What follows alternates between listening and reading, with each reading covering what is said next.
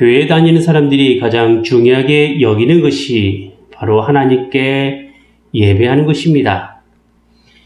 예배한다라고 할 때는 우리가 예수님을 믿는다라고 말할 때 그 믿음의 행위 중 하나요. 또 교회로 모일 때 반드시 나타내어야 할 일입니다.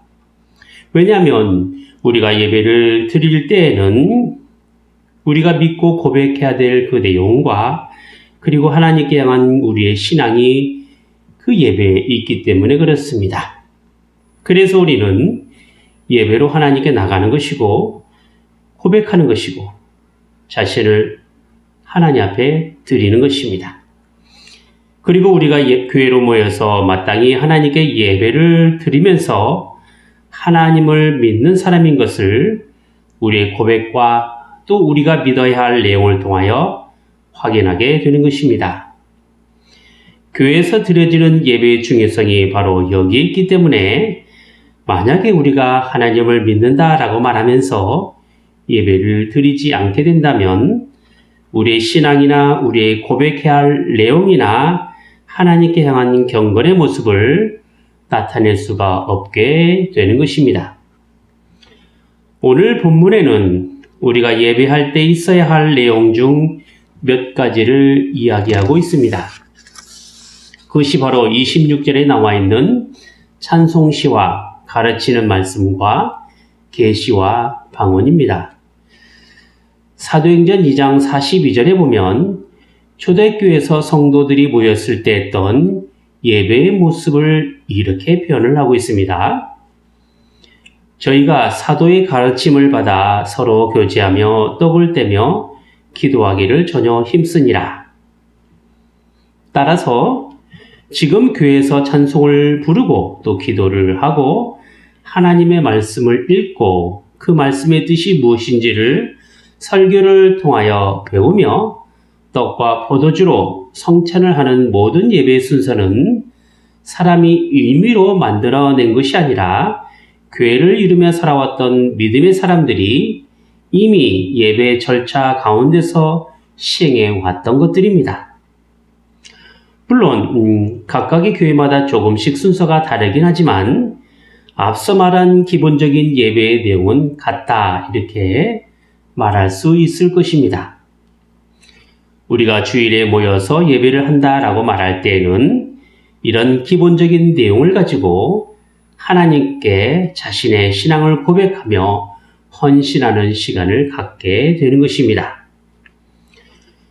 오늘 우리에게 주신 하나님의 말씀을 통하여 우리가 알아야 할 것은 이런 기본적인 내용에 따라 예배할 때 특별히 은사를 받은 사람들이 얼마나 교회의 덕을 위하여 질서 있게 사용해야 하는가에 대한 것들입니다.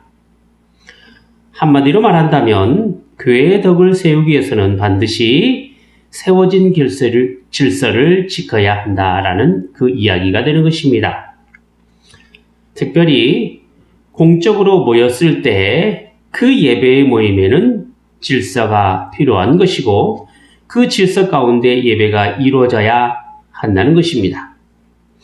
즉흥적이거나 소위 은혜를 받았다라고 해서 아무렇게나 마음 내키는 대로 예배하게 된다면 하는 사람은 어떻게 좋을지는 몰라도 다른 사람들에게는 피해가 되는 행위로 나타날 수도 있고 여러 사람이 모인 교회에서 무질서한 모습으로 비춰질 수 있게 된다라는 것입니다. 더구나 알아듣지 못하는 방언을 하는 사람이 신령하다라는 이유로 때와 장소에 상관없이 하거나 혹은 질서에 따라 하지 않고 감정에 치우쳐서 함부로 말하거나 혹은 행동하게 된다면 교회가 어지러울 뿐만 아니라 자기 주장에 따라 교회가 하나가 되지 못하는 경우가 발생하게 되는 것입니다. 그런 점에서 볼 때 교회가 질서 있게 모든 일을 진행하기 위해서는 반드시 교회의 덕을 세우기 위하여 은사를 활용해야 되고 자기 주장을 함부로 해서는 또 안 되며 받은 은사에 대한 공적인 검증이 필요하다는 것입니다. 하나님께서 교회에 주신 질서는 교회를 세워가며 교회가 하나가 되게 하는데 유익할 수 있도록 하기 위한 것입니다. 그리고 이것은 성령께서 교회의 은사를 허락하신 그 이유이기도 합니다. 특별히 우리가 교회에서 예배로 모일 때에는 공적으로 하나님을 찬양하고 또 경배하며 우리의 신앙을 고백하며 하나님의 말씀을 듣는 헌신의 시간이기 때문에 자기 마음에 내키는 대로 아무렇게나 하면 안 된다라는 것입니다. 우리가 가진 신앙과 고백이 같고 또 한 분 하나님께 향한 우리의 믿음의 내용이 같음을 함께 모인 예배를 통해서 서로 확인하며 점검하는 것입니다. 그런데 이런 모임에 확인되지도 않고 알아듣지 못하는 내용으로 공적 예배가 이루어지게 된다면 교회는 같은 믿음의 내용을 가진 하나의 공동체를 만들어갈 수 없게 되는 것입니다. 그런 점에서 교회는 질서가 참 필요한 것입니다. 이제 하나씩 본문을 살펴보면서 공적인 모임에서 교회의 질서에 관련된 부분을 생각해 보도록 하겠습니다. 우선 첫 번째로 교회 안에서 은사를 활용할 때는 순서에 따라 하라라는 것입니다. 27절 말씀을 보겠습니다. 만일 누가 방언으로 말하거든 두 사람이나 다불과 세 사람이 차서를 따라하고 한 사람이 통역할 것이요 라고 했습니다. 자, 여기서 말하는 다불과는 넘치지 않게 라는 뜻으로 교회에서 방언으로 말을 할 때는 아무리 많아도 세 사람 이상은 하지 않게 하며 그것도 중구난방으로 하는 것이 아니라 순서에 따라 한 사람이 하면 그 다음 사람이 하는 것으로 해야 된다라는 것입니다. 그리고 이렇게 순서에 따라 할 때 반드시 방언에 대하여 통역해야만 된다는 것입니다. 제 아무리 하나님의 큰 일에 관한 내용이 있다 하더라도 그것이 사람들에게 이해할 만한 언어로 사용되어야만이 그것이 비로소 자신의 신앙이나 믿음으로 나타나게 되는 것입니다. 그런데 도무지 알아들을 수 없는 언어로 사용하게 된다면 이해하거나 깨닫지 못함으로 인하여 믿지 않는 사람들에게는 방언이 심판의 기능으로 사용되어 그들이 믿음 안으로 들어올 수 없게 된다라는 것입니다. 더구나 성령 강림 때 일어났던 방언이 낮술에 취하여 나타난 일로 조롱거리가 되는 그런 상황에서 교회가 다 방언으로 말하게 되면 교회 다니는 사람이 마치 미친 사람 취급받게 되어버린다라는 것입니다. 계속 말씀을 제가 드립니다만 성령께서 주신 은사는 교회에 유익을 끼치기 위하여 주신 것이기 때문에 교회에 덕을 세우지 못하는 것은 은사로서의 의미가 없는 것입니다. 그러므로 알아듣지 못하는 방언은 하나님의 큰 일에 관한 내용을 담은 통역이 없이는 교회에서 절대 덕을 세우지 못하는 것입니다. 따라서 방언을 한다라고 할 때 만약 통역하는 사람이 없다면 어떻게 하라고 하느냐라고 한다면 28절에 이렇게 기록하고 있습니다. 만일 통역하는 자가 없거든 교회에서는 잠잠하고 자기와 및 하나님께 말할 것이요 라고 했습니다. 사실 오늘날 교회에서 오늘 본문에 따라 방언이 적용되는 것에는 일단 방언이 다른 나라, 즉 외국어가 되어야 한다라는 기본적인 전제가 있어야 하고 설령 자신이 알아듣지 못하는 외국어로 방언을 한다 하더라도 순서에 따라 한 사람씩 해야 하며 그것도 반드시 통역할 수 있어야만이 교회에서 방언을 사용할 수가 있는 것입니다.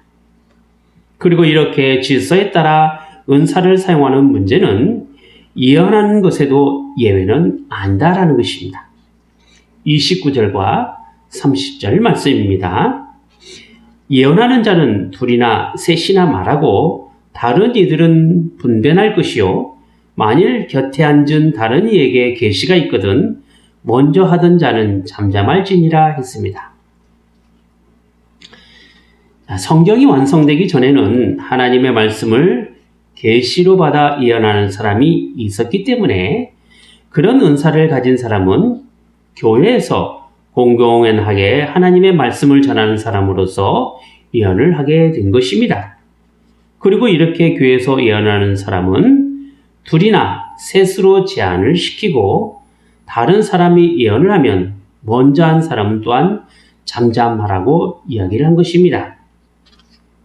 자, 그런데 이렇게 예언하는 사람이 정말 하나님의 계시된 말씀을 전하고 있는지에 대한 분별을 어떻게 했느냐 한다면 둘이나 셋이 예언을 할 때 그들이 하는 말이 같은 신앙의 내용에 따라 하고 있는지를 듣는 사람이 분별하도록 한다라는 것입니다.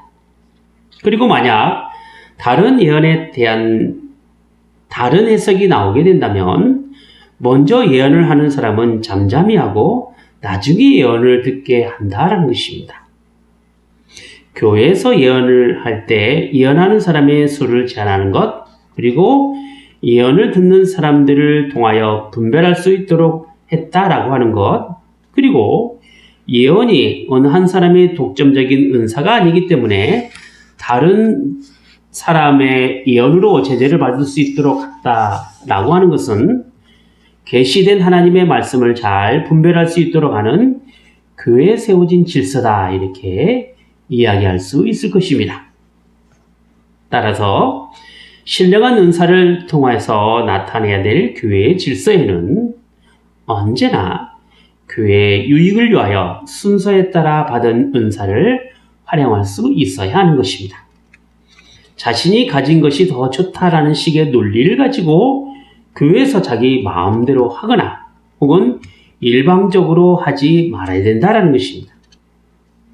언제나 교회는 혼자만의 생각이나 주장이 아니라 진리의 말씀에 따라 서로가 협력하는 공동체 의식을 통해서 이루어가야만 합니다. 여기에는 나보다 우리가 우선이 되고 자기 주장이 아닌 하나님 말씀에 따른 주장이 나와야 하는 것입니다.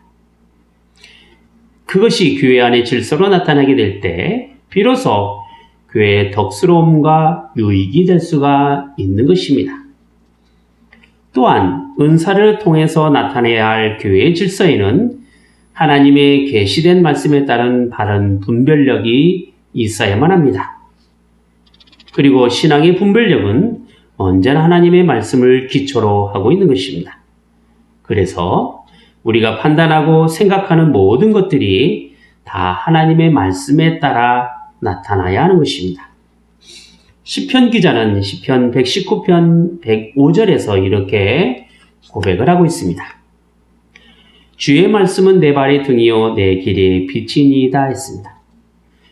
자신이 가진 판단력에 따라 삶을 살아가려고 할 때 가야 할 길을 밝히 비춰주는 등불이 되는 것이 바로 하나님의 말씀이라는 것이죠.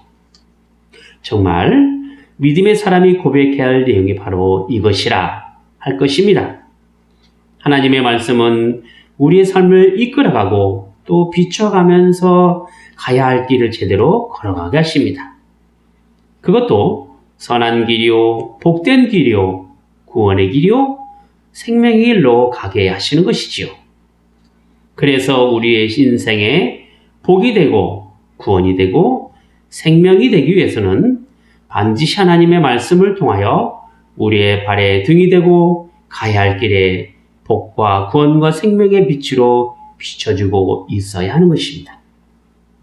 정말 우리 인생의 복된 삶을 구하고 또 구원과 영생을 원한다면 영원한 진리의 말씀인 성경을 통하여 확인하시고 또한 경험해야만 하는 것입니다. 지금 우리에게 주어진 말씀이 바로 우리의 삶을 바르게 이끌어 가게 하시는 것입니다. 그뿐만 아니라 은사를 통해서 나타날 교회의 질서에는 하나님의 말씀이 교회에 속한 사람들에게 배움과 권면의 기회가 되어야 하는 것입니다. 우리의 예배는 분명 하나님께 향한 경배와 찬양으로 이루어지게 됩니다. 하지만 우리가 예배를 통하여 모여야 할 그 모임에는 성도의 교제로 나타나게 되는 것이지요. 즉 우리의 예배는 이로는 하나님께 향해 있지만 옆으로는 교회된 성도를 향하여 나타나게 되는 것입니다. 우리가 예배를 통하여 하나님의 말씀을 배우고 또 깨달아 우리의 신앙을 더욱 분명히 하고 제대로 믿음 생활을 할 수 있게 되는 것에는 혼자만의 믿음이 아니라 성도의 교제와 함께 신앙의 나눔이 있을 때 가능한 것입니다. 그래서 성도의 교제란 서로에 대한 신앙의 권면과 배움을 통하여서 같이 믿어야 할 내용이요 고백임을 서로 확인하고 확증하는 것에 있습니다.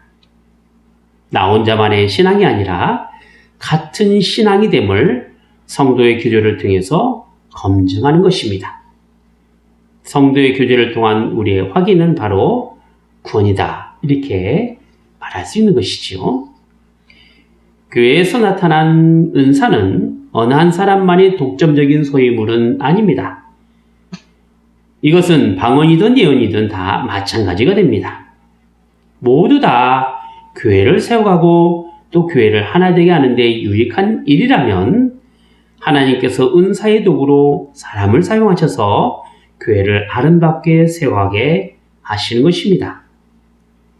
따라서 같은 은사를 받은 사람이라고 한다면 하나님께서는 그 은사를 활용하는 것에 있어서 서로를 살펴갈 수 있는 좋은 검증의 기회로 삼는다라는 것입니다.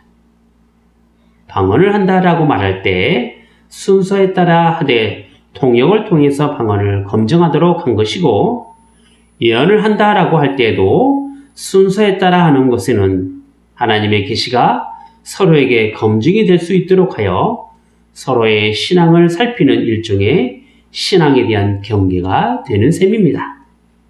이렇듯 교회에서 나타나는 은사가 교회의 질서를 잘 지켜가는 모습으로 나타나야만이 비로소 아름답게 교회를 세워갈 수가 있는 것입니다.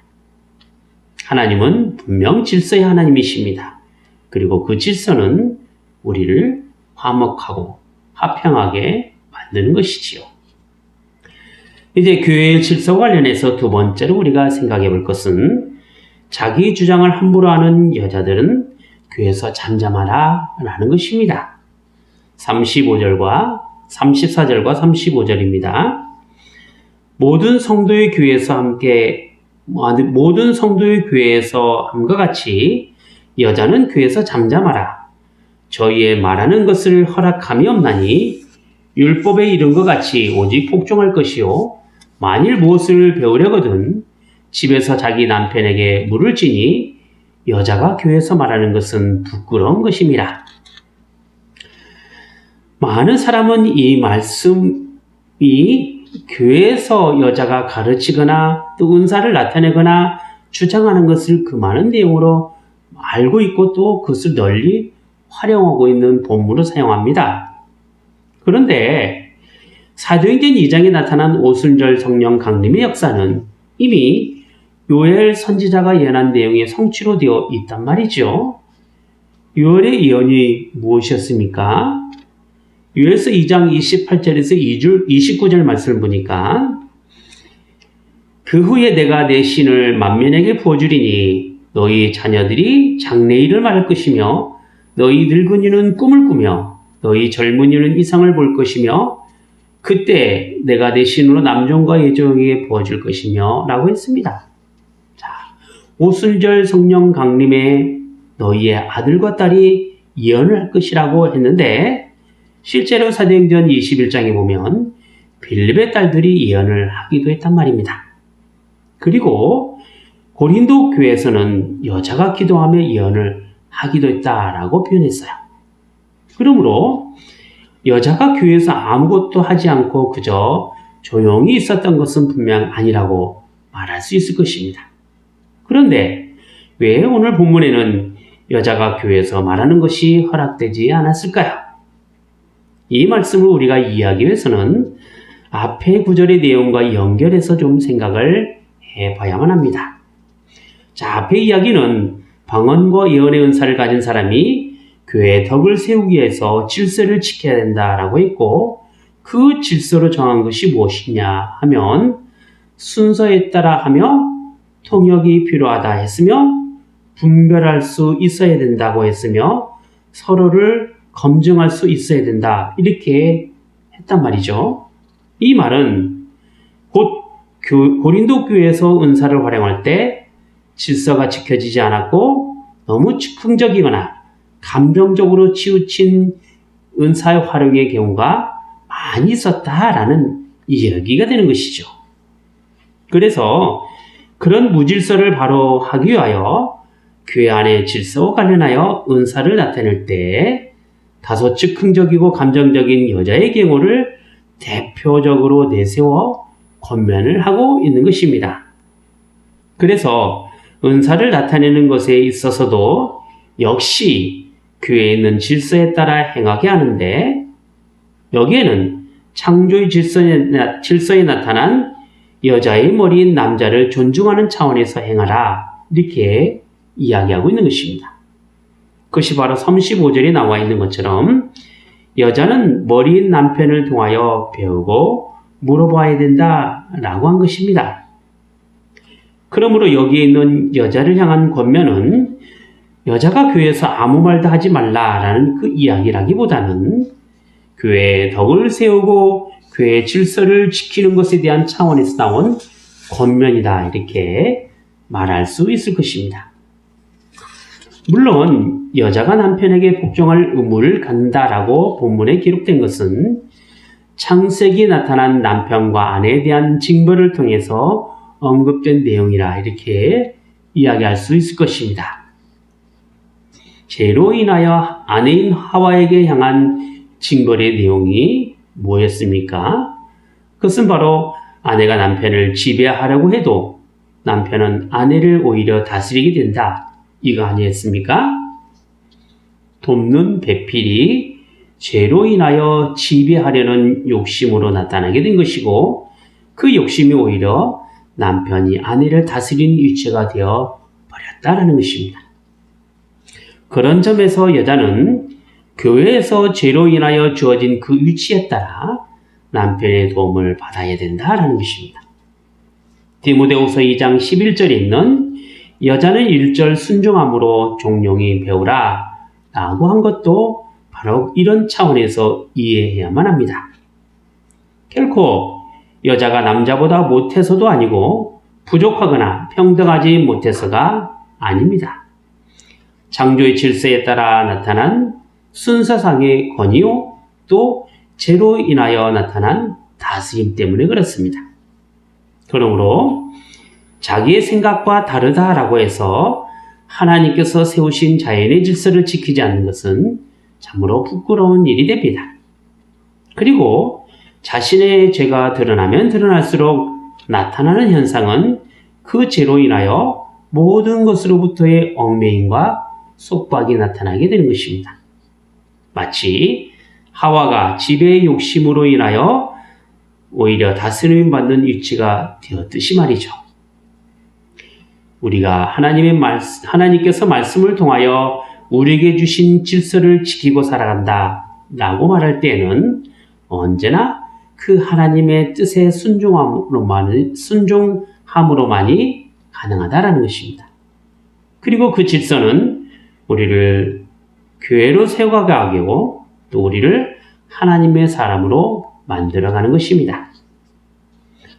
복음은 하나님으로부터 나온 것이지 내 생각과 내 욕심에 따라 나온 것이 결코 아닙니다. 우리가 하나님을 믿는다라고 말할 때에도 마찬가지로 내 생각과 욕심에 따라 믿는 것이 아니라 하나님의 말씀에 따라 믿는 것입니다. 그래서 믿음에는 내 생각을 버리는 것이고 하나님의 말씀을 받아들이는 것입니다. 내 생각과 욕심이 가득하면 하나님의 말씀이 들어올 공간이 없게 됩니다. 나를 비워야 비로소 내 안에 하나님이 들어오십니다. 오늘 말씀으로 들어오실 주님을 위하여 우리 안에 비워놓을 신앙의 공간 어디 있습니까? 이 시간 나의 잘남과 나의 자존심 그리고 내가 가지고 있는 생각은 하나님 앞에 다 비워놓고 버려야 할 비움의 우선순위가 되는 것입니다. 오늘도 하나님께서는 말씀으로 우리를 찾아오십니다. 나를 비울 때 그 하나님의 말씀이 나를 채워주십니다. 기도하겠습니다. 걸어가신 하나님 아버지, 저희를 교회로 부르시고 저희를 교회 안에 두신 것은 하나님의 특별한 은혜 가운데 저희를 구원받는 사람으로 살아가게 하시려는 데 있사옵나이다. 그리고 이렇게 하나님께 향한 저희의 구원은 영생의 비밀을 예수 그리스도를 통해서 알게 하는 데 있사옵나이다. 하오나 저희가 가진 신앙의 내용과 깊이는 너무도 부족하고 또 얕아서 하나님이 신령한 것들을 잘 분별하지 못하고 대부분 하나님께 향한 믿음보다는 세상을 향한 즐거움으로 만족하는 저희의 모습이옵나이다. 하오니 오늘 저에게 주신 말씀이 저희가 살아가는데 참된 진리가 되게 하여 주셔서 그 어떤 경우라도 하나님의 말씀으로 지칠 때마다 위로가 되게 하시고 힘들 때마다 강력한 힘이 되게 하여 주시옵소서.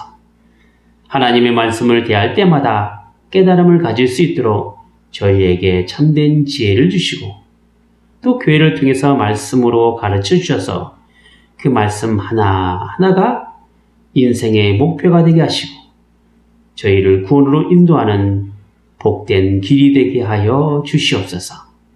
그리하여 저희가 드려지는 이 예배가 하나님 앞에 참으로 드려지는 신랑과 진정의 예배가 되게 하시고 저희의 신앙의 모습들이 교회에 유익이 되고 또한 교회에 덕으로 나타나게 하여 주시옵소서. 주 예수 그리스도 이름으로 기도하옵나이다. 아멘.